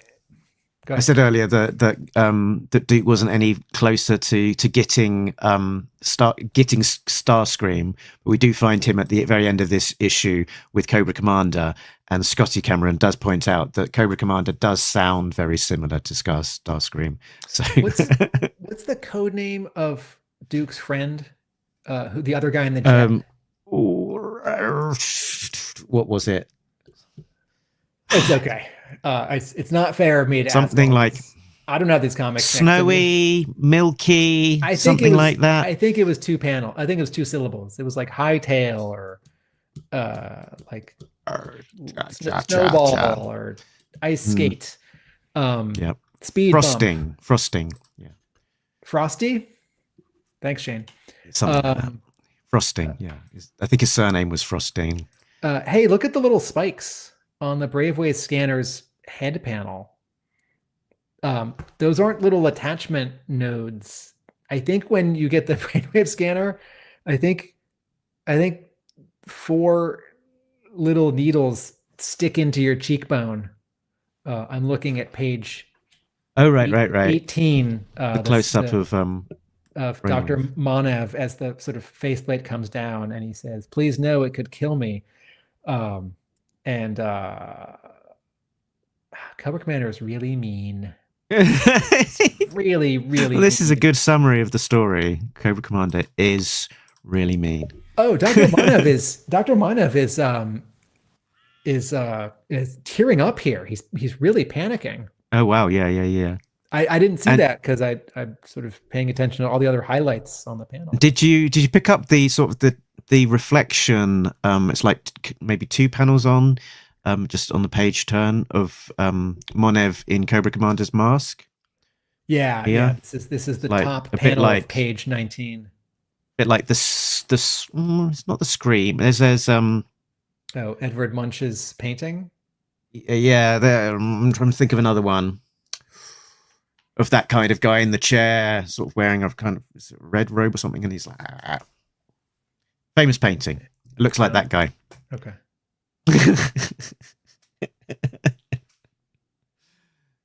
Yeah, my brain is letting me down on that one, unfortunately. But the whole interaction with Cobra Commander and Monev is also reminding us that Cobra Commander in this universe particularly is, particularly dastardly, and I think dastardly is not a strong enough word, but also vicious. Vicious, yeah, cold-blooded, and also very capable. That he's not necessarily, this is one-on-one. This isn't him just letting an underling deal with Monev here.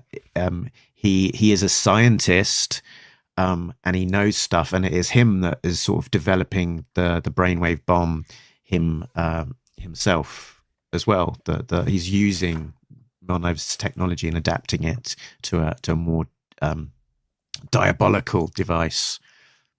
In the letters page, letter writer Sean Taylor says, "You guys said you never dug the 80s Cobra Commander, the 80s cartoon Cobra Commander, and are putting in overtime to make sure yours is intimidating. I feel like you actually do have the cartoon version, but you've sort of amped them up." And Williamson in response says, "Did I ever say I didn't like the 80s Cobra Commander? I don't know if I did. That might be some misquote from an interview. I was annoyed by certain aspects of the cartoon, but never disliked Cobra Commander. I love Cobra Commander. One of my favorite characters. We just wanted to make him scarier." And this, thinking back to, it was issue 1 of Cobra Commander, where a Cobra Law citizen on the bottom right of a page yells "retreat," and we all think, oh, that's Cobra Commander, because we know the visuals from G.I. Joe the movie. We know what Cobra Commander looks like without his costume, and he always yelled "retreat." And then you turn the page and that guy gets vaporized, and Cobra Commander says "attack." And I think 2 or 3 letters in future issues pointed out that switcheroo, that surprise. And you and I talked about it. And I feel like in every instance where Williamson can write the Cobra Commander who we know, who backs down or fails, this Cobra Commander has stepped up and succeeded. And since many of these are mean and deadly actions, strapping Dr. Monev into the brainwave scanner, he's coming across as all the things we just said. And Destro, gosh, it's Destro who's less successful. I sort of wondered why Destro didn't use his wrist rockets in this issue, because he's pointing. Is he shown with them? Yeah, the page after Clutch is revealed in the Hiss tank, and then Clutch starts firing, and then Destro yells, "Return fire, you fools!" And in the background, 3 or 4 Vipers are getting vaporized, and in the foreground, Chameleon with a pistol is starting to fire back, and Mercer is sort of panicking. And Destro he's not pointing with his index finger out. He's got his fists forward, as if he's not pointing because he might fires missiles. Also, I think there's a coloring mistake on this panel because aren't his missiles red? Here, one whole gauntlet is silver, but this other one's red. Anyway, I'll allow it. Jordie Bellaire, if this is a mistake, can make one tiny mistake in a whole issue that's almost accurate anyway, because silver, red, close enough. I found the thing that I was trying to find. So it is study after Velázquez's portrait of Pope Innocent X by Knowledge is Power. France is Bacon. This picture was what I was trying to remember and describe. Do you know the year of this painting? Ooh, let's see. Maybe while I kill a sentence talking about scrap. He made a series of paintings based on this theme through the 1950s and 60s. So this particular one, I think, is 1950. Well, it would be fun. So that was what I was seeing in Cobra Commander's Mask. It would be fun to know the Screaming Man. What Reilly was thinking when he drew this, or what, if anything, Williamson prompted in his script. Scrap Iron gets to use a big cannon, a big rocket launcher. He does, doesn't he? Yeah. And it's not an energon weapon because it's incendiary, right? Like flame comes out of the back, and to the left of the froom sound effect, there is a missile or rocket shape. So I will return to a familiar refrain. Mark, is this accessory something that we've seen in some classified toys? It's a good question, and it's one that I wondered to myself as well. That I was like, is this a thing? And I think this isn't. I think both. Well, I think both the weapon and the look of Scrap Iron here is an invention of Tom Reilly, probably taking some inspiration, but if you remember, when we've seen Scrap Iron before, he has used the classified design for Scrap Iron, very much like the original, an updated interpretation of the original version 1. But what he's doing here is he's sort of making it a bit more of a bulky, armored version of that costume. And it is not identical to the toy or the original version 1. And I did have a look at Scrap Irons of the past to see where if there was an equivalent. What I found was this version here, which is that from that sort of early 2000s sort of Venom versus Valor type era, which has kind of got some of that bulkiness to the outfit, but yeah, definitely not the same version there. And no rocket launcher like that. No rocket launcher like that. Rachel points out that a comic pack Scrap Iron came with a Heat Viper rocket launcher, so not a million miles away. But there we go. We can also allow for Joshua Williamson to just have any character in G.I. Joe pick up any weapon, and it may not be a weapon that they have used previously in toy form, and that's okay. Because as we remember from early action figure dossiers, many Joes and Cobras are experts at many weapons. I think I'm out of things to say. Greg has an I Spy. There are 2 Francis Bacons. There's one who is an English philosopher from the 1600s, and there is also a painter who was in the late 1900s. I guess. This is a reference back to that screaming face in. That's back to the screaming face. One person said knowledge is power, and the other drew screaming faces. What else did I have to say about this issue? My high level point, which I think we've talked about, was just how straightforward an issue it was. It was, it is very much an out and out action, fast paced issue. There's a lot going on, but it felt like a very quick read, and you almost have to kind of slow yourself down and go back and reread it to sort of pick up all of the details. We're looking at some of those those pages with those grids of panels, fitting in an awful lot going on each page. So there's a lot there. And Tom Reilly is working very hard, but just the sheer pace of what is going on felt like a quick issue. And I think I've said everything that was in my notes. Yeah. The final thing I was going to say is that separate from Tom Reilly telling us this on Instagram, you can look at this issue and compare it to other issues.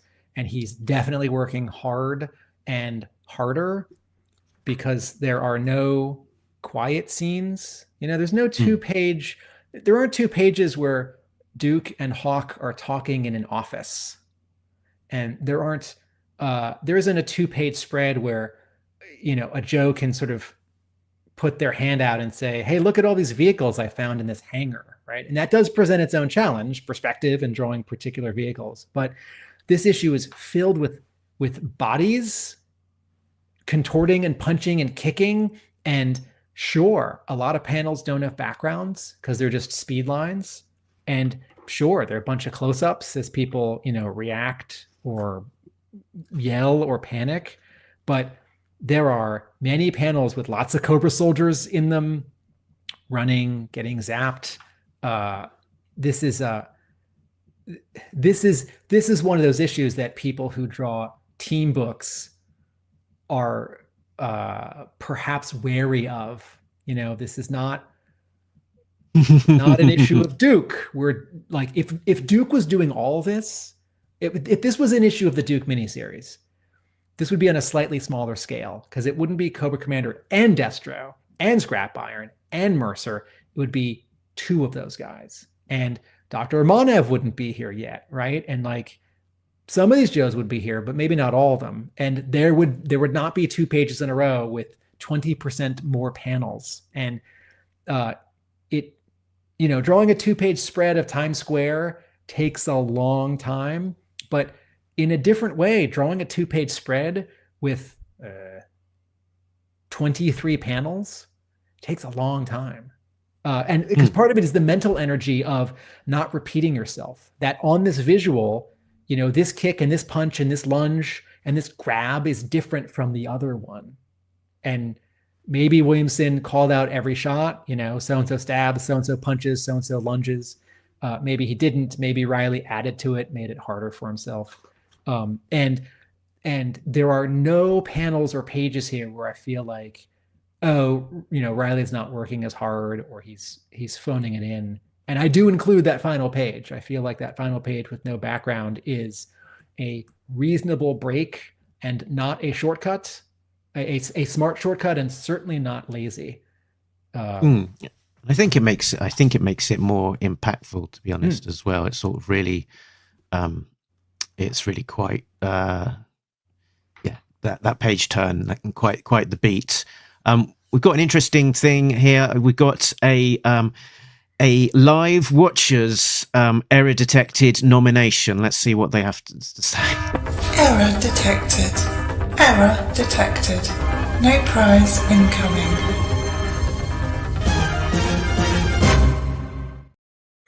So this is a new one. So Rachel has said, "Is CoverGirl miscolored on the Yo Joe page?" Now, Rachel, maybe you can elaborate where you think the miscoloring is occurring. I'm looking at this page and I'm looking at the Yo Joe specific panel. So CoverGirl is basically, I guess, blonde, wearing a black top. We've got a face. I think that the face here isn't suggesting a different ethnicity necessarily, but more her being perhaps a little bit more in the shadow. So it's a darker skin tone, closer to maybe Risk, and but also, Clutch in the background is a similar Here's a skin tone, but top left corner above Risk. Yeah, as in top left corner of this image, I think. If it's her complexion being darker than Caucasian, I'm going to chalk that up to she's in the foreground and and that separates her a little bit from the sort of background color. Mhm. And I do think that her complexion on that first panel, if you're looking at the episode right now, if you're watching this, her complexion does match Clutch. Mhm. So I don't There- think yeah. I don't think There's some I see- highlights on her like nose and on her sort of like Chin and forehead, forehead, and yeah. further down in that panel as well. You've kind of let's see. The only coloring mistake I see here is that in that first panel, she has a white cuff on her jacket. And now, 1, 2, 3, 4, 5, 6, panel 6, we don't see that white cuff on her left arm. So maybe that little wrinkle past her Caucasian forearm should actually have left white.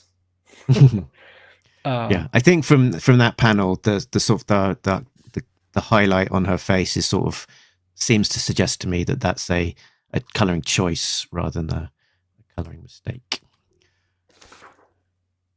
So, Tim, are we done with this issue? we're done. Are we This issue wrapping up? This issue was great. Very But good. you make a good point about needing to slow down because there's perhaps less dialogue and more punching and kicking and stabbing. So this first arc will conclude with G.I. Joe issue 6, released on April the 16th. An exciting looking cover, promising Duke versus Cobra Commander. We will talk about that cover in more detail next time. So, Tim, tell us, where can people find you when you are not talking to me about all things G.I. Joe? My partners and I have a YouTube channel with video essays on TV and film. Our next one is on Growing Pains, the 80s sitcom. And that is at Atomic Abe on YouTube. I have a comic book store, a physical brick and mortar comic book store that's mostly graphic novels, but G.I. Joe back issues, if you're missing some, in Somerville, Massachusetts, that's Hub Comics. And I have a blog where I write about G.I. Joe. That's a realamericanbook.com. And it has come up a couple of times recently, people coming back to ARA after a time away, wanting to catch up on the IDW issues. Those IDW ARA issues had a lower print run. They are harder to find than the Skybound issues. And so people are on the hunt for them. Tim, can you help people with that hunt? Yes, we don't have every issue, 155 and a half through 300, but we have about 2/3 of them. And while we don't normally do mail order, Is it the bottom 2/3 or the? someone? No, it's not the. Sorry, it's not that you cut them in. It's actually the back. It's the front. Right, We have the okay. First 8. We have pages 1 through 16. I see. We don't have pages 17 through 28. We don't do mail order, but I make exceptions for Talking Joe fans. So send me a message if you have missing issues, Very good. or email the store. And you can find Talking Joe at talkingjoe.co.uk. That is the website where you can be pointed to all of the places we can be found. So our Facebook group, join in the discussion there, see the latest news. We're also on Twitter, aka X, Instagram, and you can find the links to all of the podcasts and the YouTube videos, etc. We've also got a link to our Patreon site, which is patreon.com/talkingjoe. So a big thanks to all of our backers: Richard, Sam, Bill, Christopher, Justin, Rob, Shane, Simon, Chris, Joe, Craig, Frank, Mike, D, Shane version 2, who I think comes in sort of a tan camo, and Infinite Entertainment. And those guys are getting a warm glow inside from supporting us, but more importantly, they're getting early access and some exclusive content. So yeah, find Talking Joe. We will be covering lots in these coming weeks because Skybound are going G.I. Joe a go-go. The month ahead is G.I. Joe month as the silent missions are coming out weekly.